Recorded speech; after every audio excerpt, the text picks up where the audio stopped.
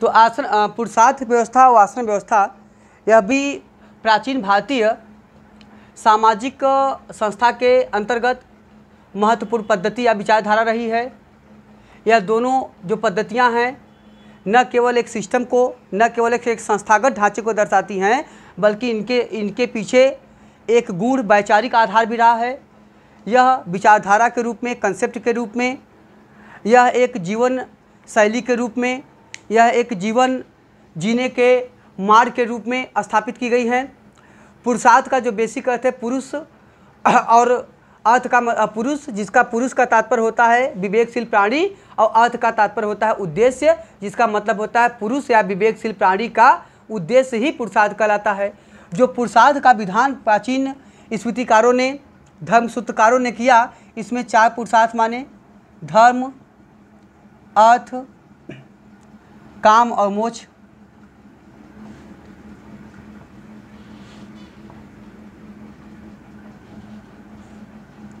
ठीक है। तो धर्म, अर्थ, काम और मोक्ष की जो संकल्पना प्राचीन काल में दी गई, यह संकल्पना वास्तुतः अगर देखा जाए तो धर्म का मूल तात्पर्य होता है परिपालन करना, मानना, स्वीकार करना। धर्म एक प्रकार के अनुशासित जीवन को व्यक्त करता है। धर्म एक प्रकार के नियमबद्ध जीवन को व्यक्त करता है। धर्म एक ऐसी अवधारणा है जो व्यक्ति को नियमों के माध्यम से व्यक्ति को अनुशासन में रहने की एक पद्धति सिखाती है। जबकि अर्थ जो होती है यह व्यक्ति को भौतिक जीवन को चलाने के लिए और उससे संदर्भित जो विचारधारा होती है उसको व्यक्त करती है। तो अर्थ का तात्पर्य बाय हुक और बाय क्रुक किसी भी तरह धन संपदा कमाना या उसको गैदरिंग करना नहीं होता है, बल्कि अर्थ का मूल अभिप्राय जो भारतीय स्रोतों में और भारतीय स्मृति ग्रंथों में और भारतीय धर्मसूत्रकारों ने जो इसका विधान किया है, उसका मूल तात्पर्य है कि केवल मानव को जीने के लिए, मानव को भौतिक संसाधनों की पूर्ति के लिए और भौतिक जीवन को समृद्ध बनाने के लिए जितना आवश्यकता है उतना, और धर्मपूर्वक, अनुशासन पूर्वक, नियम पूर्वक, वैधानिक तरीके से प्राप्त किया गया जो भौतिक वस्तु है, संसाधन है, वही समझिए अर्थ के रूप में परिभाषित किया गया है। काम का तात्पर्य भी यहाँ पर भौतिक काम के रूप में न लेकर एक प्रकार से सांसारिक उद्भव और विकास की प्रक्रिया को आगे बढ़ाने के रूप में लिया गया है। यह व्यक्ति का जो सृष्टि के प्रति जो व्यक्ति का कर्तव्य है या सृष्टि की अवधारणा के प्रति, उसकी नियत के प्रति जो व्यक्ति का उत्तरदायित्व है, उस उत्तरदायित्व को परिवहन करने के लिए, उस उत्तरदायित्व को एक प्रकार से उसके प्रति अपनी जवाबदेही को, ठीक है, स्थापित करने के लिए काम की संकल्पना यहाँ पे किया गया है, जो सांसारिक काम से अलग एक प्रकार का आध्यात्मिक, एक प्रकार का नैतिक आचरण को आपको दर्शाता है, और इसके माध्यम से संसार की चलायमान गति और संसार की अनवरत जो गति है उसकी कंटिन्यूटी की प्रोसेस को आगे बढ़ाने का एक प्रयास भी किया जाता है। मोक्ष की जो संकल्पना है, मानव जीवन का अंतिम लक्ष्य मानते हुए मानव जीवन की मुक्ति, लिबरेशन, मानव जीवन का अंतिम लक्ष्य, मानव जीवन का अंतिम गोल या डेस्टिनेशन के रूप में उसके मुक्ति, ठीक है, निर्वाण आदि के विधान के रूप में मोक्ष की संकल्पना की गई है। तो इसमें से जो आपका अगर हम इस पर व्यापक रूप से विचार करें तो हम देखते हैं कि इसमें से जो अर्थ और काम है, समझिएगा, अर्थ और काम है, ये दोनों भौतिक जीवन से संबंधित लगते हैं, ये भौतिक जीवन संबंधित हैं, जबकि धर्म और मोक्ष जो हैं यह आध्यात्मिक जीवन के प्रतीक हैं।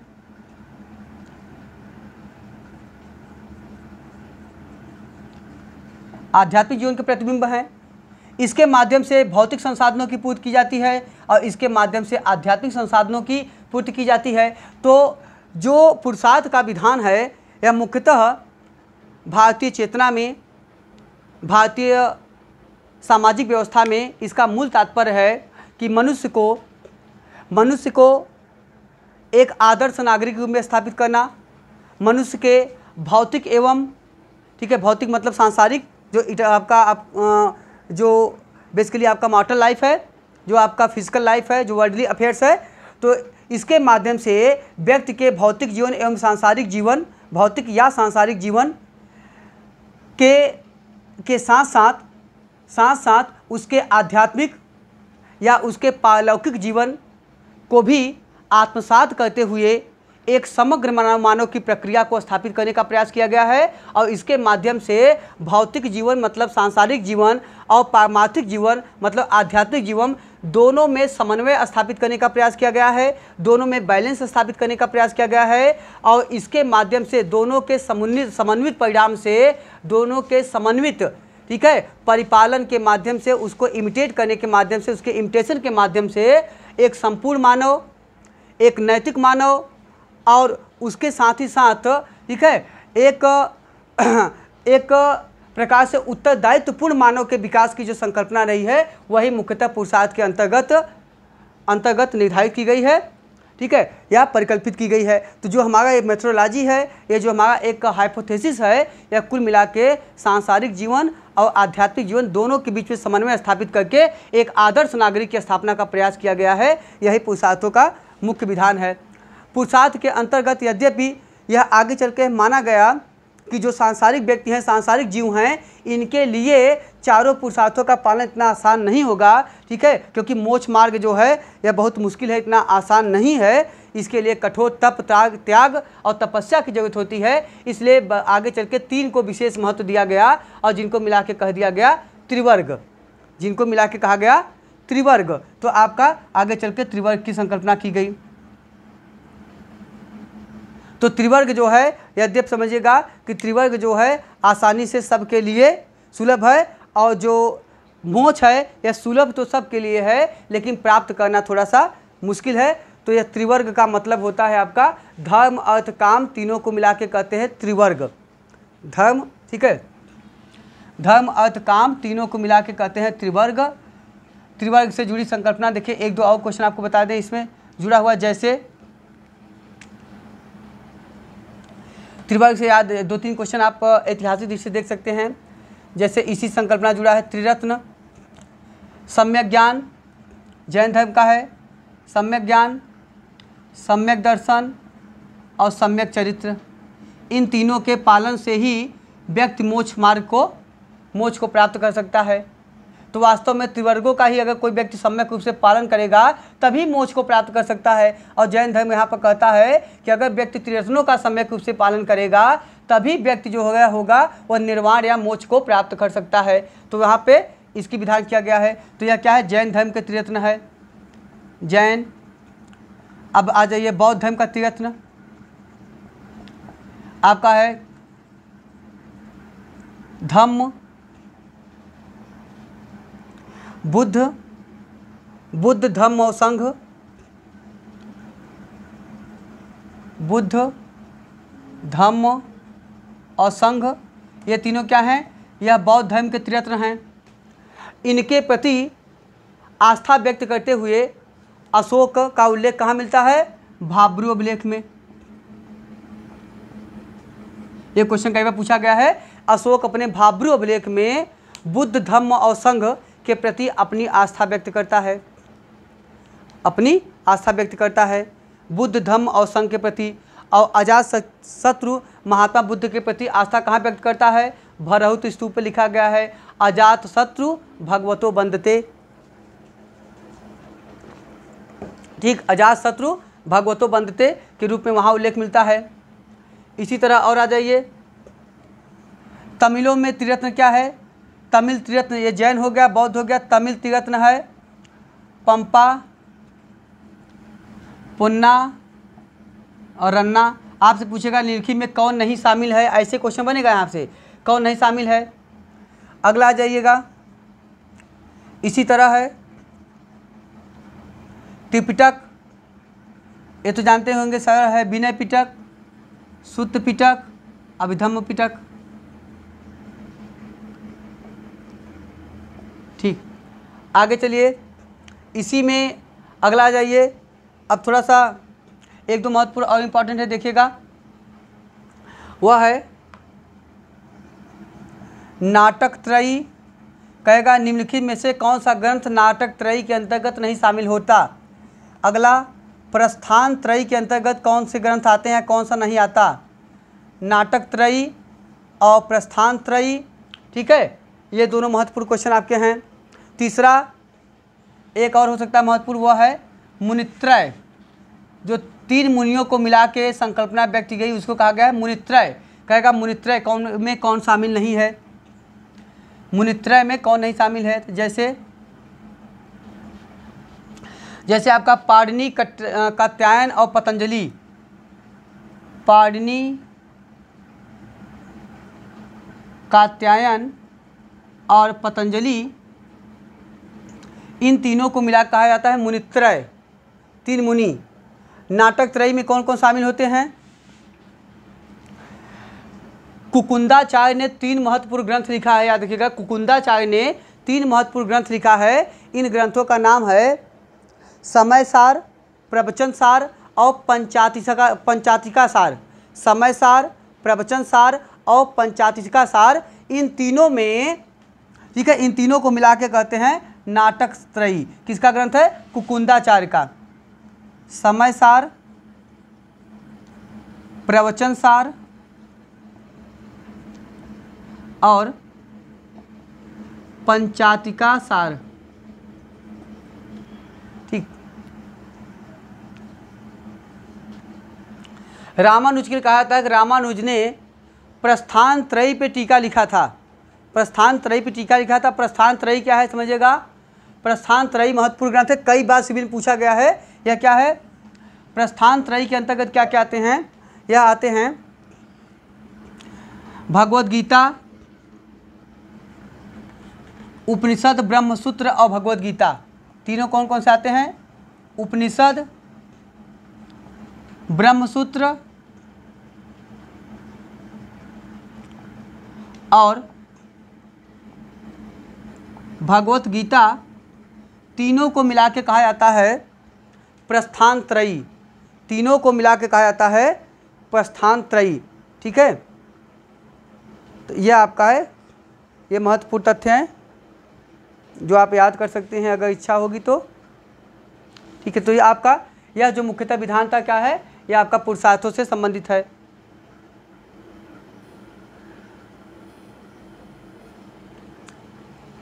ठीक। आश्रम का मूल तात्पर्य होता है जीवन यात्रा का मार्ग। आश्रम का जो विधान किया गया है भारतीय परंपरा में, सामाजिक व्यवस्था में, यह व्यवस्था उत्तर वैदिक काल की देन है। तो आश्रम व्यवस्था का उद्भव कहाँ हुआ है? उत्तर वैदिक काल में हुआ है, जिसका मूल तात्पर्य होता है जीवन यात्रा का मार्ग। आश्रम शब्द पहली बार ऐतरेय ब्राह्मण में आता है। आश्रम शब्द पहली बार ऐतरेय ब्राह्मण में आता है और ऐतरेय ब्राह्मण में महाराज शब्द भी पहली बार आया है। ठीक है, और ऐतरेय ब्राह्मण में ही राज्यारोहण की भी पद्धति दी गई है। तो आश्रम शब्द सबसे पहली बार ऐतरेय ब्राह्मण में आता है। और जबकि प्रथम 3 आश्रम, ठीक है, जो प्रथम 3 आश्रम जिसका विधान 4 आश्रम समझिए कौन कौन है आपके? ब्रह्मचर्य आश्रम, गृहस्थ, वानप्रस्थ और संन्यास। इन चारों में से प्रथम 3 जो आश्रम हैं, ठीक है, इन प्रथम 3 आश्रमों का उल्लेख जो मिलता है वह छांदोग्य उपनिषद मिलता है। तो प्रथम 3 आश्रम का उल्लेख कहाँ मिलता है? छांदोग्य उपनिषद में।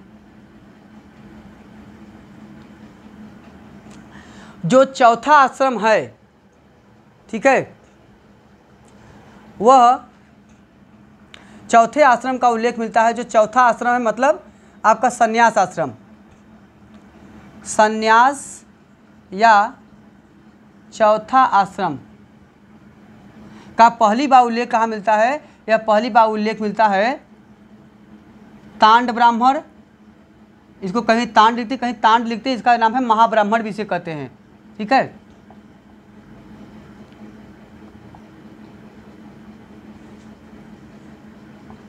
ठीक है, तो इसका उल्लेख मिल रहा है तांड ब्राह्मण में, या जिसे कहते हैं महाब्राह्मण। तो चौथा आश्रम का पहली बार उल्लेख कहाँ मिलता है? तांड ब्राह्मण में। अब आगे का चारों आश्रमों का उल्लेख कहाँ मिल रहा है? चारों आश्रमों का पहली बार उल्लेख एक साथ मिलेगा। चारों आश्रमों का, यह क्वेश्चन कई बार पूछा है, चारों आश्रमों का प्रथम उल्लेख कहाँ मिलता है? जबालोपनिषद, जिसे कहते हैं जबालोपनिषद। पहली बार कहाँ मिला है? जबालोपनिषद में। चारों आश्रमों का पहली बार उल्लेख जबालोपनिषद में हो रहा है। इसके बाद कहाँ हो रहा है? इसके बाद फिर आपको मिला है बृहदारण्यकोपनिषद मिला है, ठीक है। तो इसके बाद मिला है आपको मैत्रेयी संहिता मिला है चारों आश्रमों का उल्लेख। तो कुल मिला के चारों आश्रमों का उल्लेख आपको मिला है जबालोपनिषद में, और आश्रम शब्द ऐतरेय ब्राह्मण में, प्रथम 3 छांदोग्य में, अंतिम चौथा संन्यास का मिलता है पहली बार उल्लेख तांड ब्राह्मण में।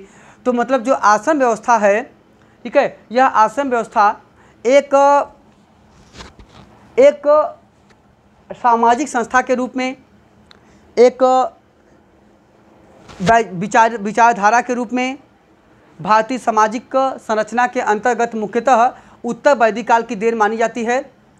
जो आश्रम व्यवस्था है, यह आश्रम व्यवस्था भी वास्तव में पुरुषार्थों के साथ संयुक्त है, और आश्रम व्यवस्था का जो प्रतिपादन किया गया है, यह व्यवस्था भी मुख्यतः उसी आधार पे है कि मानव जीवन यात्रा के मार्ग पे कैसे चलता हुआ अंततः अपने जीवन के अंतिम लक्ष्य, जीवन के अंतिम पथ की ओर अग्रसर हो, अपने अंतिम लक्ष्य को कैसे प्राप्त करे, जो उसका अंतिम लक्ष्य मोक्ष है या मुक्ति प्राप्त करना है, जो लिबरेशन है, ठीक है, जिसे अलग अलग संप्रदायों में कहीं निर्वाण, कहीं महापरिनिर्वाण, कहीं जीवन मुक्ति, कहीं विदेह मुक्ति, कहीं फना, कहीं बका की अवधारणा के रूप में अभिहित किया गया है अलग अलग नामों से। तो कुल मिला के मानव का अंतिम लक्ष्य जो है वह क्या है? वह इन्हीं प्रक्रियाओं के माध्यम से आगे बढ़ता हुआ और मोक्ष की प्राप्ति या मुक्ति तक पहुंचती है।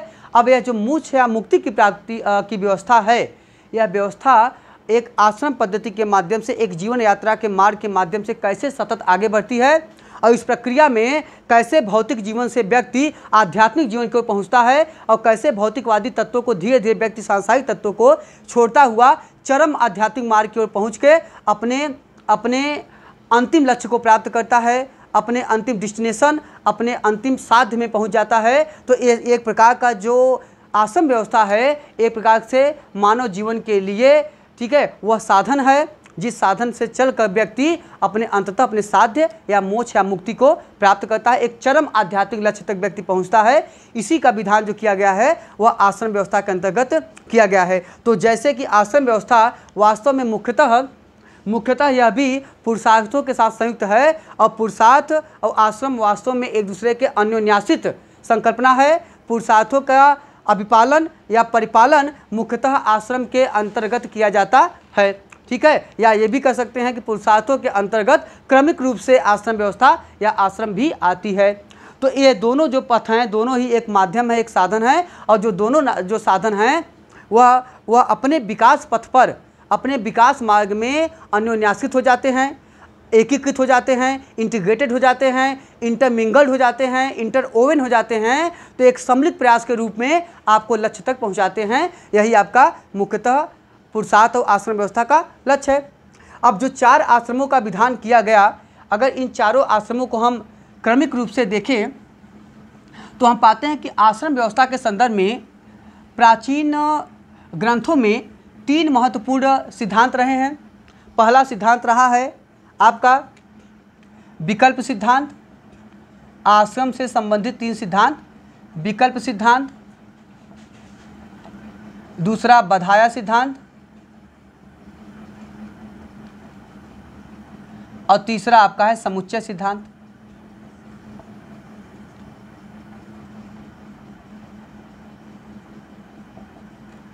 तीसरा आपका है समुच्चय सिद्धांत।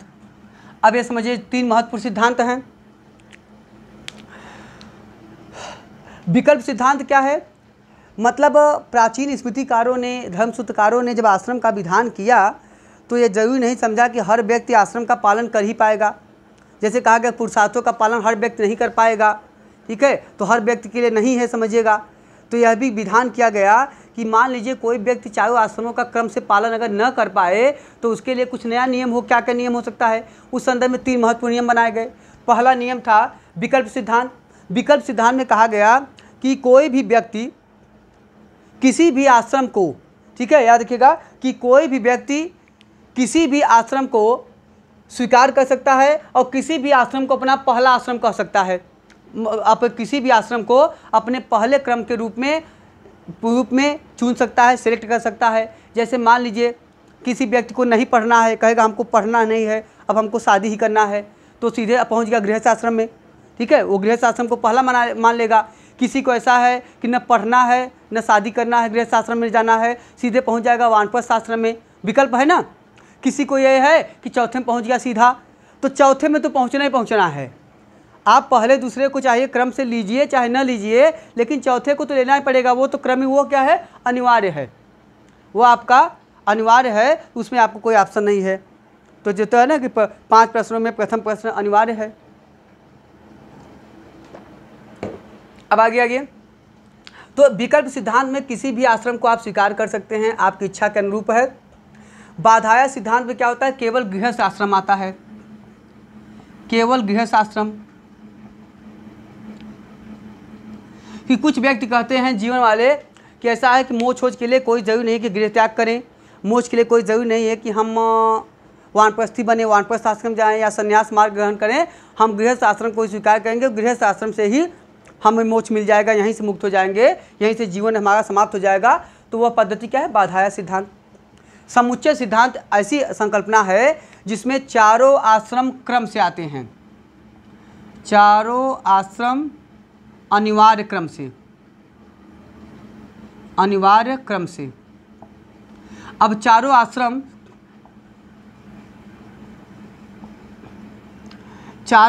अनिवार्य क्रम से आते हैं। ठीक है, और इसमें चारों आश्रम का पालन आपको क्रम से करना ही पड़ेगा, चारों आश्रमों का पालन आपको क्रम से करना ही पड़ेगा। तो यह आपका ये 3 महत्वपूर्ण सिद्धांत हैं। अब आते हैं कुछ अन्य फैक्ट बता दें। अब देखिए जो आश्रम व्यवस्था है, यह आश्रम व्यवस्था एक तरफ संस्कारों से भी जुड़ा है और दूसरी तरफ जो आश्रम व्यवस्था है आपके, ठीक है, आपके पुरुषार्थों से भी जुड़ा है। आश्रम व्यवस्था में जो 4 आश्रम की संकल्पना व्यक्त की गई, इनमें से जो पहला आश्रम है जिसका समय प्रारंभ होता है आपका उपनयन संस्कार से लेकर 25 वर्ष तक।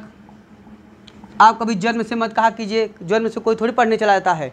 ठीक है, तो कब कहाँ से होगा, उपनयन संस्कार से। संस्कारों में विधान किया, उपनयन संस्कार का संस्कारों में विधान किया गया है। याद रखिएगा, जो आपका उपनयन संस्कार है यह 11वें क्रम पे है, पूछा गया है क्रम इनका। उपनयन संस्कार किस क्रम पे है, 11वें क्रम पे है। अब समझिएगा, उपनयन संस्कार जो है यह हर वर्ण के लिए अलग अलग विधान किया गया है। ब्राह्मण का 8 वर्ष में, ठीक है, क्षत्रिय का 9 वर्ष में और वैश्य का आपका 11 वर्ष में। ठीक, तो अब जो आश्रम जो आपका उपनयन संस्कार का समय है ये सबके लिए अलग अलग है। तो इसका मतलब है कि ब्राह्मण के लिए ब्रह्मचर्य आश्रम का समय क्या हुआ, 8 वर्ष से लेकर 25 वर्ष तक। ठीक है, तो अब जब उपनयन संस्कार होगा तभी तो व्यक्ति जो विद्यार्थी होगा, बच्चा होगा, वह आश्रम में पढ़ने जाएगा। जब बच्चा पैदा हुआ तभी तो थोड़ी ब्रह्मचर्य आश्रम में चला गया है। तो कुल मिला के इसका समय उपनयन संस्कार से शुरू होता है। ठीक है, उपनयन संस्कार से 25 वर्ष तक। और ऐसी इसमें, ठीक है, अगर संस्कारों तक देखा जाए तो हम इसे दूसरे शब्दों में कह सकते हैं उपनयन से लेकर समावर्तन संस्कार तक। उपनयन से लेकर समावर्तन संस्कार तक आपका क्या चलता है, ब्रह्मचर्य आश्रम। अब ब्रह्मचर्य आश्रम के अंतर्गत अगर व्यक्ति के पुरुषार्थों की बात किया जाए तो व्यक्ति से कौन से एक पुरुषार्थ है, वह है आपका धर्म। एकमात्र किस पुरुषार्थ का पालन करता है, केवल धर्म का। अर्थ की उसको आवश्यकता नहीं है, अभी अर्थ कमाने के लिए वो काम नहीं करता है, विद्यार्जन करता है। तो मुख्यतः उसका क्या है, धर्मपूर्वक, नियमपूर्वक, अनुशासनपूर्वक अपने जीवन शैली को नियोजित करता है और शिक्षा प्राप्त करता है। तो उपनयन संस्कार हुआ। क्योंकि आप याद रखिएगा, जो औपचारिक शिक्षा की शुरुआत होती है, याद रखिएगा, जो औपचारिक जो फॉर्मल एजुकेशन है उसकी शुरुआत होती है उपनयन संस्कार से। औपचारिक शिक्षा का मतलब होता है फॉर्मल एजुकेशन। इसका मतलब है कि जो शिक्षा का एक पाठ्यक्रम हो, जिस शिक्षा का एक विषय क्रम हो, जो शिक्षा नियोजित हो, जो शिक्षा वेल प्लान्ड हो। ठीक है, तो जिसका एक पूरी तरह से सिस्टमेटिक पैटर्न हो वह शिक्षा कहलाती है, जो आपको विद्यालयों में प्राप्त होगी या जो आपको संस्थाओं में प्राप्त होगी, यह शिक्षा कहलाती है आपका औपचारिक। तो औपचारिक शिक्षा की शुरुआत कहाँ से होती है? उपनयन संस्कार से। जबकि अनौपचारिक शिक्षा की शुरुआत कहाँ से होती है? संस्कारों में जाइए, देखिए एक है वेदारंभ और एक है विद्यारंभ। वेदारंभ, विद्यारंभ, उपनयन, तीन महत्वपूर्ण हैं जो शिक्षा संबंधित है। तो जिसमें जब उपनयन के बाद शुरू होता है वेदारंभ, वेद का आरंभ उपनयन के बाद होता है, लेकिन उपनयन से पहले जो आता है वो आता है विद्यारंभ। विद्यारंभ क्या है? विद्यारंभ का तात्पर्य होता है ऐसा संस्कार जिसमें जब बच्चा प्राथमिक रूप से, प्रारंभिक रूप से अपने घर पे अपने स्वजनों के माध्यम से, बेसिकली अपनी माता के माध्यम से जब शिक्षा, अनौपचारिक शिक्षा शुरू करता है, उसको सिखाया जाता है ABCD और सब, एलिफेंट और लायन, तब जान लीजिए वही पढ़ाई क्या है, वही उसकी अनौपचारिक शिक्षा की शुरुआत है। वो क्या है? वह विद्यारंभ है, विद्या का आरंभ है, ठीक है। इसीलिए माता को प्रथम शिक्षक माना गया। तो हो गया विद्यारंभ। लेकिन वेदारंभ कब होगा? उपनयन संस्कार के बाद। तो अब अनौपचारिक शिक्षा की शुरुआत कब से होती है? अनौपचारिक शिक्षा की शुरुआत विद्यारंभ से होती है और औपचारिक शिक्षा की शुरुआत होती है उपनयन संस्कार से। प्राचीन काल में विधान किया गया कि जो ब्रह्मचर्य होगा, ठीक है, वह ब्रह्मचर्य दो प्रकार के हैं। ब्रह्मचर्य बताए गए हैं कौन से? पहले ब्रह्मचर्य बताए गए हैं उपकुर्वाण और दूसरे बताए गए हैं नैष्ठिक। ये सब क्वेश्चन कई बार आए हैं, उपकुर्वाण और नैष्ठिक। ऐसा व्यक्ति जो शिक्षा की समाप्ति के पश्चात अपने टीचर, अपने गुरु को उचित रूप से अपने सामर्थ्य के अनुसार गुरु दक्षिणा देकर विधिवत रूप से शिक्षा अपनी समाप्त करके गृहस्थ आश्रम में प्रवेश करता है, ऐसा व्यक्ति कहलाता है उपकुर्वाण, ठीक है। ऐसा व्यक्ति कहलाता है उपकुर्वाण। जो व्यक्ति अपने शिक्षक को शिक्षा मूल्य देने के बाद या गुरु दक्षिणा देने के बाद गृहस्थ आश्रम में चला जाता है, वह व्यक्ति उपकुर्वाण कहलाता है। और ऐसा व्यक्ति जो आजीवन गुरु के समक्ष रहते हुए, गुरु के साथ रहते हुए शिक्षार्जन करता है, ठीक है, हाँ, ऐसा व्यक्ति कहलाता है अंतेवासी या नैष्ठिक। जो आजीवन गुरु के साथ रह के शिक्षा ग्रहण करे वह कहलाता है नैष्ठिक, ठीक है। यह आजीवन रहता है गुरु के पास, यह कहलाता है अंतेवासी। यह कहलाता है अंतेवासी, जो गुरु के साथ आजीवन रहता है, और दूसरे पहला वाला गृहस्थ आश्रम में चला जाता है, दोनों में, ठीक है। याद रखिएगा, ऐसे लोगों के लिए मनु कहता है, ऐसे जो व्यक्ति होते हैं ये ब्रह्मलोक जाते हैं। जो अंतेवासी होते हैं कहाँ जाते हैं? ये ब्रह्मलोक जाते हैं। और याज्ञवल्क्य इनके बारे में कहता है कि ऐसे विद्यार्थियों या ऐसे व्यक्तियों का पुनर्जन्म नहीं होता, ऐसे व्यक्तियों का पुनर्जन्म नहीं होता है। तो उनको समाज में उच्च दृष्टिकोण से देखा गया, समाज में श्रद्धा के दृष्टिकोण से देखा जाता है और एक सम्मान के दृष्टि से देखा जाता है।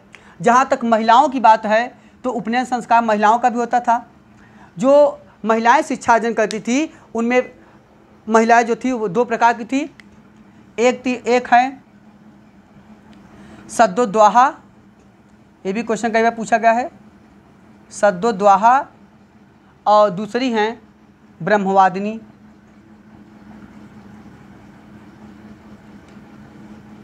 ब्रह्मवादिनी एक समझिए, फिर एक क्वेश्चन समझिएगा, एक और है सतीर्थ।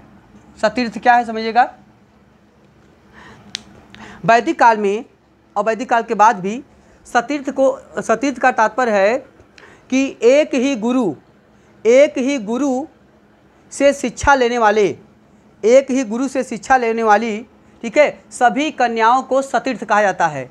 एक ही गुरु से शिक्षा लेने वाली, ठीक है, सभी कन्याओं को, हाँ, या सभी जो महिला स्टूडेंट्स होती हैं उनको कहा जाता है सतीर्थ। और सद्योद्वाहा क्या है?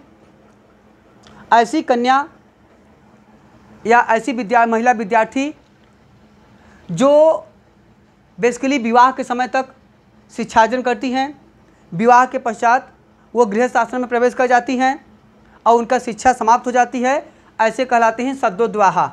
ऐसे कहलाती हैं सद्योद्वाहा, जो वर्तमान में सबसे ज़्यादा हैं, ठीक है, सद्योद्वाहा ही सब हो गई हैं। अब ब्रह्मवादिनी क्या हैं? ऐसी महिलाएं, ऐसी विद्यार्थी जो आजीवन शिक्षा ग्रहण करती हैं, ये कहलाती हैं ब्रह्मवादिनी। ऐसी महिलाएं जो आजीवन शिक्षा ग्रहण करती हैं यह कहलाती हैं ब्रह्मवादिनी। तो एक हो गया आपका ब्रह्मवादिनी, दूसरा आपका हो गया ये, ठीक है। तो अब आते हैं ये हो गया। अच्छा, अब इसी में एक क्वेश्चन पढ़ा दें, समझिएगा। कुछ ऐसे भी टीचरों के बारे में हमें उल्लेख मिलता है कि ऐसे गुरु जो देशाटन करके घूम घूम के शिक्षा देते थे, पढ़ाते थे, ऐसे गुरुओं को कहा गया है परिव्राजक। ऐसे गुरु जो घूम घूम के शिक्षा देते थे, देशाटन करते थे, ऐसे गुरु कहलाते थे परिव्राजक। और ऐसे शिष्य जो घूम घूम के शिक्षा लेते थे, ठीक है, एक स्थान से दूसरे स्थान पर जाकर देशाटन करते रहते थे, ऐसे विद्यार्थियों को कहा गया है चरक या कारक, कारक या चरक, कारक या चरक। वर्तमान में ऐसे विद्यार्थी बहुत सारे हो गए हैं ना, जो देखिए कहीं मन नहीं लगता है एक जगह पढ़ने में, वो घूम घूम के, ठीक है, देशाटन कर करके पढ़ते हैं अपना, आज यहाँ कल वहाँ, ठीक है, तो पूरा कोचिंग ढूंढ आते हैं हर जगह जहाँ पे आए। तो वो ये क्या कहलाते हैं, कारक या चरक, ठीक है। अब आगे आइए। अब मान लीजिए मैंने कहा कि इसके ब्रह्मचर्य आश्रम के बाद, ठीक है, व्यक्ति वेदारंभ आदि के शांत समारोह करके पहुंच गया, अंतिम पहुंच गया आपका कहाँ पे पहुंच गया, समावर्तन संस्कार में। समावर्तन संस्कार आज के दृष्टि से वैसा ही संस्कार है कि जैसे वर्तमान में हम लोग कहते हैं, जैसे वर्तमान में हम लोग दीक्षांत समारोह, हम लोग जिसे कहते हैं दीक्षांत समारोह, वही आपका है समावर्तन संस्कार। तो दीक्षांत समारोह के माध्यम से विद्यार्थियों को उनकी डिग्री प्रदान की जाती है और उसके बाद उन विधिवत रूप से एक संस्कार के माध्यम से समावर्तन संस्कार, वर्तमान का दीक्षांत समारोह के माध्यम से उनको स्नातक घोषित किया जाता है, उनकी शिक्षा पूर्ण बताई जाती है और उसके बाद वो गृहस्थ आश्रम प्रवेश करते हैं।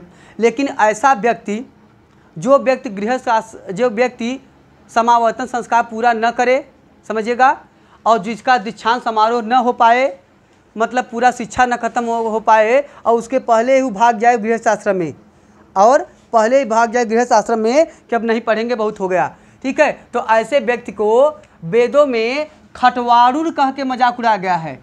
ऐसे व्यक्ति को वेदों में खटवारुण कहा गया है। खटवारुण मतलब ऐसे व्यक्ति हैं जो व्यक्ति आश्रम से या पढ़ाई बीच में ही छोड़ के भाग आते हैं, पढ़ाई बीच में छोड़ के भाग आते हैं, ठीक है, और अपना गृहस्थ आश्रम में प्रवेश कर जाते हैं। तो ऐसे व्यक्ति कहलाते हैं खटवारुण। दूसरा आ जाइए अब, गृहस्थ आश्रम। तो इसका मतलब हुआ कि अगर आप खटवारुण नहीं हुए या खटवारुण हुए, दोनों कंडीशन में आप पहुंच जाएंगे गृहस्थ आश्रम में, ठीक है। इसका समय लगभग 25 से लेकर 50 वर्ष तक माना गया, 25 वर्ष से लेकर 50 वर्ष तक माना गया।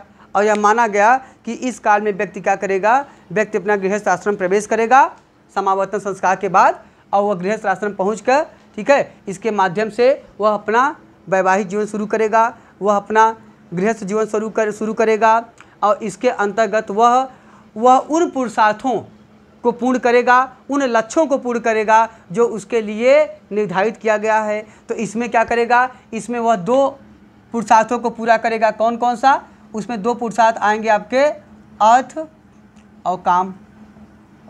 ये 2 पुरुषार्थ वह इसमें पूरा करेगा। तो 2 पुरुषार्थों के माध्यम से वह यहाँ पे कार्य करेगा। और संस्कारों में विवाह संस्कार तो आपका है ही, ठीक है। तो यहाँ पे संस्कार भी इससे संयुक्त हैं, पुरुषार्थ भी संयुक्त हैं। तो इसके माध्यम से अपना जीवन चलाएगा, वह उचित तरीके से, उचित माध्यम के रूप से भौतिक संसाधनों की पूर्ति करने का प्रयास करेगा, उचित माध्यम के रूप से वह धन कमाने का प्रयास करेगा और इसके माध्यम से अपना जीवन चलाएगा, ठीक है, और आजीविका चलाएगा। तो इसीलिए देखे होंगे आप, बौद्ध धर्म भी कहते हैं सम्यक आजीव, ठीक है, हाँ, और सम्यक व्यायाम। तो सम्यक आजीविका का उचित साधन होना चाहिए, उचित तरीके से कमाया गया धन होना चाहिए, ठीक है, हाँ। तो वह इस हिसाब से वह सम्यक दृष्टि से उचित तरीके से धन का अर्जन करता हुआ अपना जीवन यापन करेगा। और प्राचीन ग्रंथों में कई प्रकार के गृहस्थों की चर्चा हो रही है, जैसे कुशल धान्यक हैं, ठीक है। हाँ, जैसे व्रीहि, कुशल धान्य कहें और अनेक प्रकार के हैं। तो कई प्रकारों के हमें गृहस्थों के बारे में जानकारी मिल रही है। तो अब गृहस्थ आश्रम का जो जीवन है यह लगभग 50 वर्ष तक व्यक्ति का चला। इस आश्रम में व्यक्ति से बहुत सारी सांसारिक क्रियाकलाप, बहुत सारे अनुष्ठान, बहुत सारे रिचुअल्स, बहुत सारे सोशल ट्रेडिशनल जो वर्क्स हैं उनको पूरा करने का उससे अपेक्षा की जाती है। इसमें वह जो कुछ ऋण उसके लिए स्थापित किए गए 3 ऋण उसको पूरा करेगा, 5 यज्ञ वो करेगा, ठीक है। 5 यज्ञों के संपादन की उससे बात की गई है। तो यहाँ पे कुल मिला के सांसारिक व्यक्ति के रूप में वह पूरी तरह से, ठीक है, अपना एक प्रकार से समझिए अपना जीवन यापन करेगा और इसके माध्यम से एक आदर्श प्राणी के रूप में वह समाज में अपने योगदान भी देगा। तो 2 आश्रम खत्म हो गया। तीसरा आते हैं वानप्रस्थ। वानप्रस्थ जो आश्रम है, वानप्रस्थ आश्रम का मूल तात्पर्य यह है कि जब व्यक्ति 50 वर्ष तक जीवन व्यतीत कर ले और उसके बाद व्यक्ति से अब अपेक्षा किया जाता है कि व्यक्ति गृहस्थ आश्रम से धीरे धीरे व्यक्ति अपने आप को अलग करे, व्यक्ति में धीरे धीरे व्यक्ति की भावना का विकास होना शुरू हो जाए।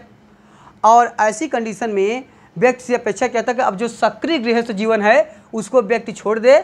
और यह जीवन काल कब है? 50 से 75 वर्ष। इसमें कहा गया, ठीक है, इसमें कहा गया कि व्यक्ति अपना सक्रिय गृहस्थ आश्रम की पद्धति को छोड़ दे और अब व्यक्ति एक सलाहकार के रूप में, व्यक्ति सामाजिक प्राणी के रूप में, व्यक्ति समाज के प्रति जवाबदेही के रूप में और व्यक्ति सामाजिक उत्तरदायित्व को पूर्ण करने का प्रयास करे। ऐसी पद्धति में व्यक्ति से अपेक्षा किया जाता है कि वह गृह त्याग करेगा। गृह त्याग का मतलब यहाँ ये नहीं कि घर छोड़ कहीं चला जाएगा, इसका मतलब है वह गृह त्याग करके, ठीक है, घरेलू जीवन से अपने आप को विरक्त करके, अपने को अलग करके वह क्या करेगा कि इस समय वह सामाजिक सरोकार में लग जाएगा, समाज की सेवा में लग जाएगा, मानवता की सेवा में लग जाएगा, उस पर कार्य करेगा। घर से थोड़ा दूर जाके कहीं अपना झोपड़ी उपड़ी बना लेगा, वहीं अपना समाज के लोगों को बुला के वार्तालाप करेगा, विशेष अवसरों पे व्यक्ति को, समाज को सलाह मशवरा अपना देता रहेगा। तो ऐसे व्यक्ति का क्या गया है? ऐसे व्यक्ति कहलाते हैं आपके वनवासी, ठीक है। पहले तो ये था कि वन में चले जाएंगे, तो वन में कहाँ जा रहे हैं, मतलब है कि 2-4 ठे अगर पेंट शर्ट कहीं लगाए हों तो वहीं चले जाएं, अपना कुटिया उटिया बना के वहीं आराम से रहें। अच्छा, इसमें भी तरह तरह के हैं। कुछ ऐसे हैं जो सपत्निक होते हैं, कुछ अपत्निक होते हैं, कुछ अपने पत्नी के साथ जाते हैं गृह छोड़ के, कुछ होते हैं अपनी पत्नी के बिना जाते हैं, अकेले जाते हैं। इसमें कुछ ऐसे व्यक्ति होते हैं जो आगे चल के अपना कुछ खाते पीते रहते हैं, मतलब पका भोजन भी खाते हैं। कुछ ऐसे होते हैं जो पका भोजन भी नहीं खाते हैं, ठीक है। तो कुछ पकशमानी होते हैं, कुछ अपकशमानी होते हैं, मतलब तो कुल मिला के इनके अलग दृष्टिकोण हैं। अब यहाँ पे अंतर समझिएगा, सबसे मेन जो चीज़ है कि मतलब है कि ऐसे समय में व्यक्ति एक सलाहकारी संस्था के रूप में समाज के प्रति अपने उत्तरदायित्व को निभाता है और परिवार के प्रति भी अपने उत्तरदायित्व को निभाता है, लेकिन सक्रिय गृहस्थ जीवन का परित्याग कर देता है। अब देखिए, चौथा जीवन शैली जो है वह कहलाता है आपका संन्यास मार्ग या संन्यास आश्रम, जिसका समय लगभग 75 से 100 वर्ष माना गया अगर व्यक्ति जी रहा है तो।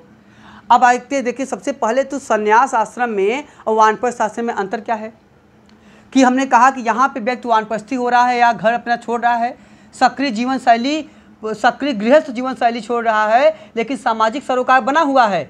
अब व्यक्ति समाज के लिए कार्य कर रहा है, ठीक है, व्यक्ति आध्यात्मिक मार्ग पे जा रहा है, सब कुछ सही है, लेकिन मतलब है कि वानप्रस्थ के जीवन में व्यक्ति का सामाजिक सरोकार बना रहता है, व्यक्ति सामाजिक मुद्दों पे लगातार काम करता रहता है, व्यक्ति समाज के लिए लगातार सलाहकारी एडवाइजरी बोर्ड के रूप में कार्य करता रहता है, व्यक्ति अपना जीवन पूरी तरह से सामाजिक उत्तरदायित्व के प्रति समर्पित कर देता है। लेकिन संन्यास की अवस्था में क्या होता है, अब पूरी तरह से उसका सामाजिक सरोकार समाप्त हो जाता है। याद रखिएगा कि पूरी तरह से व्यक्ति का जो सामाजिक सरोकार है, यह व्यक्ति का सामाजिक सरोकार पूरी तरह से यहाँ पे समाप्त हो जाता है। ऐसी कंडीशन में अब व्यक्ति सामाजिक सरोकार, समाज की किसी भी गतिविधि में भाग नहीं लेता है। व्यक्ति पूरी तरह से अपना जीवन अध्यात्म की ओर, स्पिरिचुअलिटी की ओर, व्यक्ति पूरा जीवन मोक्ष के मार्ग की ओर, व्यक्ति पूरा जीवन अपना जो है पारलौकिक जीवन के प्रति समर्पित कर देता है। वह धर्म में, दर्शन में, आध्यात्म में अपना पूरा समय देता है, अपना पूरा टाइम इन्वेस्ट करता है। ऐसी पद्धति में वह समाज से पूरी तरह से विरक्त हो जाती है। तो संन्यास में समाज से पूरी तरह विरक्ति होती है, लेकिन वानप्रस्थ में समाज से सरोकार बना रहता है, केवल सक्रिय गृहस्थ जीवन से विरक्ति की भावना को व्यक्त करता है। लेकिन यहाँ पे पूरी तरह से सामाजिक सरोकार समाप्त हो जाता है। व्यक्ति आध्यात्मिक मार्ग पर चलता है, व्यक्ति भौतिक जीवन को, सांसारिक जीवन को पूरी तरह छोड़ देता है। अब व्यक्ति क्या करता है, अपने जीवन को अध्यात्म के लिए, मोक्ष के लिए, निर्वाण के लिए उसको समन्वित करता है, उसको परिशुद्ध करता है, उसको बनाता है, उसका व्यवस्था करता है, और इसके माध्यम से व्यक्ति मोक्ष मार्ग को अंततः प्राप्त करता है। सन्यासियों के भी कई प्रकार बताए गए हैं। जैसे सन्यासियों को यति कहा गया है, सन्यासियों को कुटीचक कहा गया है, सन्यासियों को बहुदक कहा गया है, सन्यासियों को हंस कहा गया है। तो कई प्रकार हैं, इनकी चर्चा हम आपको नोट्स में मिल जाएगा आपको। तो इनको ठीक है, यति हैं, हाँ यति हैं, कुटीचक हैं, यति, कुटीचक, ठीक, उसके बाद बहुदक और हंस। तो बहुत सारे इनके भी प्रकार हैं। तो कुल मिला के इन सब के माध्यम से ठीक है, इस अंतिम जो अंतिम संन्यास है, यह वास्तव में मोक्ष मार्ग की ओर व्यक्ति को अग्रसर करता है। और वानप्रस्थ वाले में व्यक्ति को जो पुरुषार्थ है, मोक्ष वाला जो पुरुषार्थ है, यह पुरुषार्थ व्यक्ति को क्या करता है, लगातार समन्वित करता है, व्यक्ति के लिए यह रास्ता बनाता है, मार्ग बनाता है। और संन्यास में व्यक्ति का पूरा उद्देश्य ही हो जाता है वह मोक्ष मार्ग, मोक्ष या मुक्ति। तो इसके माध्यम से जो आश्रम व्यवस्था है, इसके माध्यम से भारतीय स्मृतिकारों ने, भारतीय धर्मसूत्रकारों ने और भारतीय प्राचीन विद्वानों ने, व्याख्याताओं ने मुख्यतः आध्यात्मिक जीवन और भौतिक जीवन को समन्वित करते हुए मानव की पूर्णता, मानव को संपूर्ण मानव बनाते हुए, ठीक है, मानव को चरम आध्यात्मिक लक्ष्य तक ले जाने की प्रक्रिया के रूप में आश्रम व्यवस्था का प्रतिपादन किया है।